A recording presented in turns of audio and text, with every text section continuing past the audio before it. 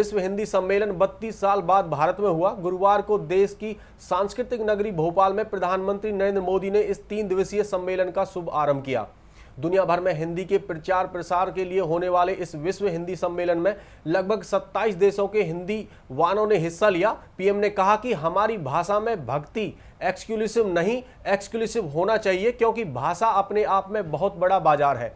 श्री मोदी ने कहा कि डिजिटल वर्ल्ड में हिंदी, चीनी और अंग्रेजी भाषाओं का दबदबा रहेगा। आने वाले समय में डिजिटल वर्ल्ड का महत्व होगा। टेक्नोलॉजी से जुड़े लोग सोचें कि कैसे हिंदी को डिजिटल वर्ल्ड से जोड़ें। दुनिया हमारी बात स्वीकारने को तैयार है। ये हिंदी का महाकुंभ हो रहा है।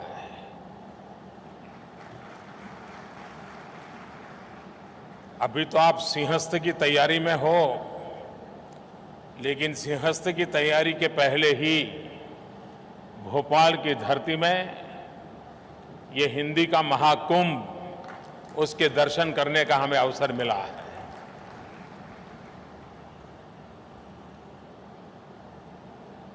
सुषमा जी ने सही बताया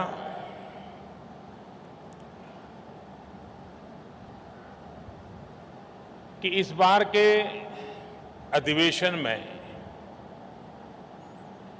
हिंदी भाषा पर बल देने का प्रयास है।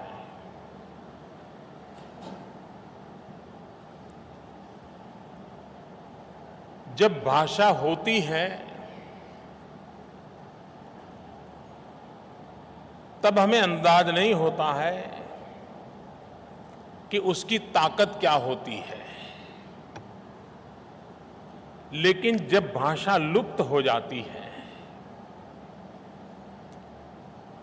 और सदियों के बाद किसी के हाथ वो चीजें चढ़ जाती हैं, तो हर सबकी चिंता होती है कि आखिर इसमें है क्या, ये लिपि कौन सी है, भाषा कौन सी है, सामग्री क्या है, विषय क्या है। आज कहीं पत्थरों पर कुछ लिखा हुआ मिलता है तो सालों तक पुरातत्व विभाग उस खोज में लिखा रहता है कि लिखा क्या गया है, और तब जाकर के भाषा लुप्त होने के बाद कितना बड़ा संकट पैदा होता है उसका हमें अंदाज आता है। कभी कभार हम ये तो चर्चा कर लेते भाई दुनिया में डायनासोर नहीं रहा तो बड़ी बड़ी मूवी बनती है कि डायनासोर कैसा था, डायनासोर क्या करता था, जीव शास्त्र वाले देखते हैं कि कैसा था। कुछ आर्टिफिशियल डायनासोर बना करके रखा जाता है ताकि नई पीढ़ी को पता चले कि ऐसा डायनासोर हुआ करता था। यानी पहले क्या था, इसको जानने पहचानने के लिए आज हमें इस प्रकार के मार्गों का उपयोग करना पड़ता है। आज भी हमें सबदूर सुनने को मिलता है कि हमारी संस्कृत भाषा में ज्ञान के भंडार भरे पड़े हैं, लेकिन संस्कृत भाषा को जानने वाले लोगों की कमी के कारण उन ज्ञान के भंडारों का लाभ हम नहीं ले पा रहे हैं। कारण क्या? हमें पता तक नहीं चला कि हम अपनी इस महान विरासत से धीरे धीरे कैसे अलग होते गए। हम और चीजों में ऐसे लिप्त हो गए कि हमारा अपना लुप्त हो गया। और इसलिए हर पीढ़ी का यह दायित्व बनता है कि उसके पास जो विरासत है उस विरासत को सुरक्षित रखा जाए, हो सके तो संजोया जाए और आने वाली पीढ़ियों में उसको संक्रमित किया जाए। हमारे पूर्वजों ने वेद पाठ में एक परंपरा पैदा की थी कि वेदों के ज्ञान को पीढ़ी दर पीढ़ी ले जाने के लिए वेद पाठी हुआ करते थे, और लिखने पढ़ने की जब सुविधा नहीं थी, कागज की खोज नहीं हुई थी, तो उस ज्ञान को स्मृति के द्वारा दूसरी पीढ़ी में संक्रमित किया जाता था और पीढ़ियों तक ये परंपरा चलती रही थी। और इस इतिहास को देखते हुए ये हम सबका दायित्व है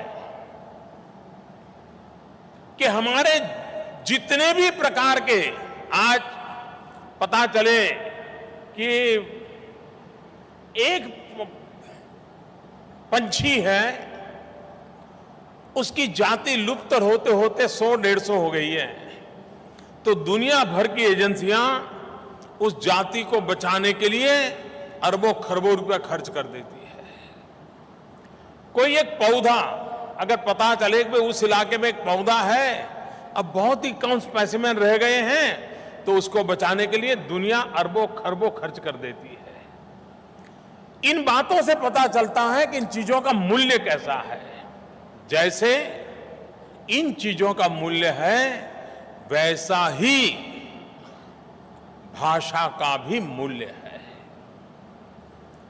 और इसलिए जब तक हम उसे उस रूप में नहीं देखेंगे, तब तक हम उसके महात्म्य को नहीं समझेंगे। हर पीढ़ी का दायित्व रहता है भाषा को समृद्धि देना। मेरी मातृभाषा हिंदी नहीं है, मेरी मातृभाषा गुजराती है। लेकिन मैं कभी सोचता हूं कि अगर मुझे हिंदी भाषा बोलना न आता, समझना नहीं आता, तो मेरा क्या हुआ होता।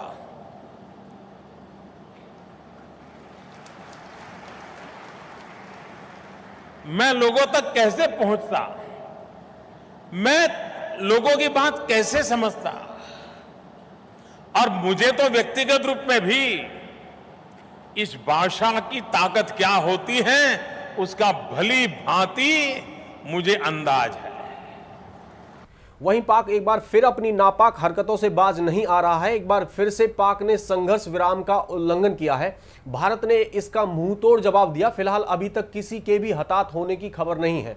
आपको बता दें कि पाकिस्तान ने इस साल सितंबर में 10 बार संघर्ष विराम का उल्लंघन किया है और ऐसे में सवाल उठना लाजमी है कि आखिर पाक अपनी नापाक हरकतों से कब बाज आएगा। वहीं अगली खबर राजधानी दिल्ली से है, जहां अपना चुनावी वादा निभाते हुए दिल्ली सरकार ने आज उच्च शिक्षा कर्ज योजना की शुरुआत की। इस योजना के तहत छात्रों को बैंकों की ओर से 10 लाख रुपए तक का कर्ज मुहैया कराया जाएगा। इसमें सरकार गारंटर होगी।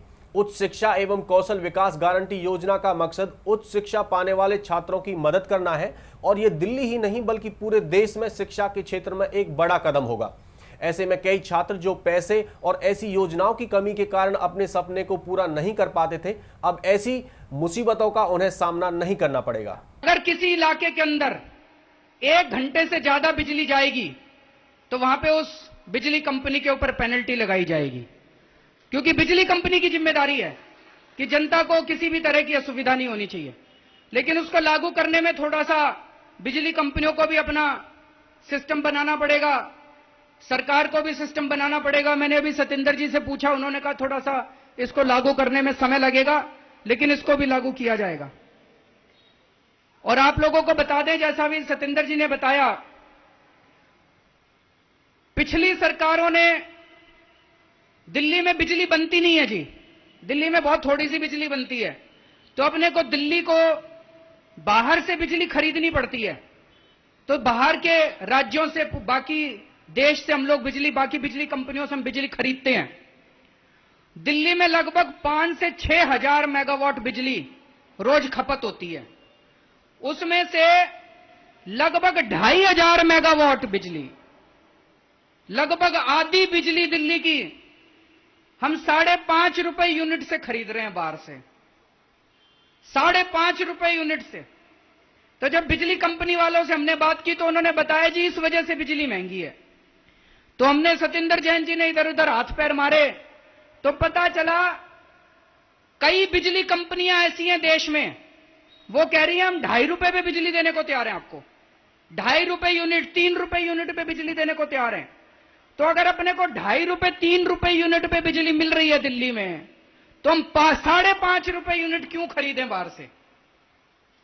50% बिजली, 2500 मेगावाट बिजली आप 5.5 रुपए यूनिट के हिसाब से खरीद रहे हैं। गलत कर रहे हैं। लेकिन जब देखा तो पता चला पिछली सरकार 30-30 साल का एग्रीमेंट करके चली गई उनके साथ। कहते अब एग्रीमेंट कर लिया, खरीदनी पड़ेगी, जबरदस्ती है। तो बताओ जनता का क्या कसूर है भाई साहब? केंद्रीय सरकार से अनुरोध कर रहे हैं, केंद्र सरकार के पास पावर है, वो चाहे तो इसको कैंसिल कर सकती है एग्रीमेंट को। तो मैं प्रधानमंत्री जी से निवेदन करना चाहता हूं आज इस मंच के माध्यम से मोदी जी से कि प्रधानमंत्री जी आप इसमें थोड़ा सा इंटरवीन करो, आप इसमें थोड़ा सा दखल अंदाजी करो और ये एग्रीमेंट कैंसिल करने की अनुमति दी जाए दिल्ली सरकार को, ताकि हम लोग दिल्ली वालों के लिए सस्ती बिजली खरीद सकें। वहीं दिल्ली के पूर्व कानून मंत्री एवं विधायक सोमनाथ भारती पर गिरफ्तारी की तलवार लटक रही है। उनकी पत्नी लिपिका मित्रा ने घरेलू हिंसा के मामले में भारती के खिलाफ एफआईआर दर्ज करवाई है और अब बयान देने के लिए कोर्ट भी पहुंच गई है। आपको बता दें कि विधायक के खिलाफ एफआईआर की धारा 307, 406, 420, 506 और 498 के तहत धोखाधड़ी, हत्या के प्रयास, दहेज प्रताड़ना और घरेलू हिंसा के तहत केस दर्ज किया गया है। इस पूरे मामले में आम आदमी पार्टी ने पल्ला झाड़ लिया है। वहीं सूत्रों के हवाले से खबर है कि पार्टी ने इस ओर कोई टिप्पणी न करने से मना कर दिया है और कहा है कि सोमनाथ भारती का यह व्यक्तिगत मामला है, जबकि खुद भारती ने कहा है कि उन्हें एफआईआर के बारे में कोई जानकारी नहीं है। लेकिन भारती को जानकारी भले न हो, इस मामले में विधायक की गिरफ्तारी भी हो सकती है। केंद्र सरकार की नीतियों को किसान विरोधी करार देते हुए उन्होंने कहा कि अच्छे दिन किसानों के कहां हैं। किसानों को संबोधित करते हुए उन्होंने कहा कि देश मुट्ठी भर लोगों और उद्योगपतियों का नहीं है, यह देश किसानों का है, जवानों का है। मैं आपसे वादा करता हूं कि मेरी पार्टी और मैं किसानों व पीड़ितों के लिए लड़ेंगे। कांग्रेस उपाध्यक्ष ने कहा कि मोदी सरकार गरीब किसानों की जमीनों को हड़पने की कोशिश में है। एक साल पहले दिल्ली में बीजेपी की एनडीए की सरकार आई और जो भी काम उससे पहले कांग्रेस पार्टी ने गरीबों के लिए किया, किसानों के लिए किया, मजदूरों के लिए किया, आस्ते आस्ते उस पूरे काम को एनडीए की सरकार खत्म कर दी। किसान हिंदुस्तान की रीढ़ की हड्डी है, वो हिंदुस्तान को भोजन देता है और दिन भर हिंदुस्तान के लिए काम करता है। और किसान के पास जमीन को छोड़कर कुछ नहीं होता है। सही बात है ना? अब एनडीए की सरकार, मोदी जी की कोशिश थी कि जो किसान के पास सबसे जरूरी चीज जो उसकी जमीन है वो उससे छीन के ले और किसान को अपनी जमीन से हटाकर भगा दे। अगर बड़े आदमी को अपनी जमीन, अगर बड़ा आदमी अपनी जमीन बेच सकता है तो किसान को भी यह हक होना चाहिए कि उसे भी मार्केट का सही रेट मिले। अगर किसान से आपने जमीन लेनी है तो फिर उससे पूछ कर लेनी, बिना पूछे आप नहीं ले सकते। सिर्फ किसान को कॉम्पेंसेशन नहीं मिलना चाहिए। जमीन पे मजदूर हैं, जमीन पे दूसरे लोग हैं, उनको भी कॉम्पेंसेशन, उनको भी पैसा मिलना चाहिए अगर जमीन ली जा रही। मोदी जी ने उस कानून को बदलने की कोशिश की। मोदी जी की सोच है कि किसानों की जमीन उद्योगपतियों को दी जाए और किसानों को हटाया जाए। उन्होंने कहा कि किसान से पूछने की कोई जरूरत नहीं, अगर सरकार जमीन छीनना चाहती है तो बिना पूछे छीन सकती। उन्होंने कहा कि जो मजदूर खेतों पे काम करते हैं उनको कोई कॉम्पेंसेशन देने की कोई जरूरत नहीं। और तीसरी बात उन्होंने कही कि एक बार किसान से जमीन ले ली तो चाहे उस जमीन पे विकास का काम हो या ना हो, वो जमीन किसान को वापस नहीं दी जाएगी। इन 3 मुद्दों पे हम उनसे लड़े और हमने कहा कि देखिए, हिंदुस्तान की किसान की जमीन हम आपको लेने नहीं देंगे। हमने 70,000 करोड़ रुपए किसान का कर्जा माफ किया था, आपको याद होगा। पिछले साल में आत्महत्या जबरदस्त तरीके से बढ़ी और इसका एक ही कारण, इसका कारण है कि मोदी सरकार किसान को भूल गई। वो किसान की मदद नहीं करती है और वो सिर्फ बड़े बड़े 2-3 उद्योगपतियों की मदद करती है। न्यूज बुलेटिन में फिलहाल के लिए इतना ही। फिर मुलाकात होगी देश की कुछ अहम खबरों के साथ। तब तक आप बने रहिए हमारे साथ।